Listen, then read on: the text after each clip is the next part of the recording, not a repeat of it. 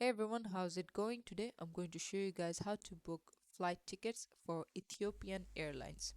So you just want to search for Ethiopian Airlines and then you want to click over here and wait for the website to load up.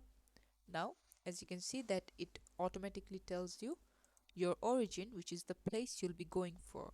Let's say you are going from Dubai and you're going to, let's say you're going to Greece and it's Athens that you're going.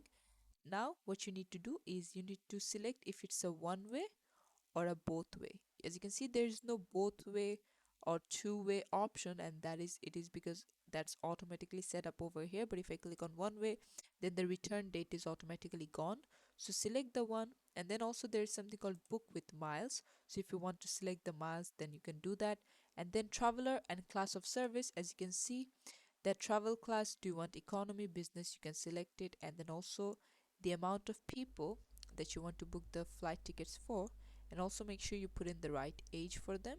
And once you've done, just click on search for flights, and they're going to do all of the work on their back end, and then they will show you all of the available flights that you can choose from. As you can see, this is the only one for 17, and then you can see for 18 these are the ones available. So just choose one according to your budget and your preference. Also, you'll see there are stops and non-stops. So if you want any stop, you can go for it. If you want the flight to be constant, then obviously that will be uh, less time. But if you have stops, as you can see, this one has two stops and it is 15 hours, but this one has one stop but this is 29 hours, things like that. So just make sure that you see all of these things, and this is it for the video.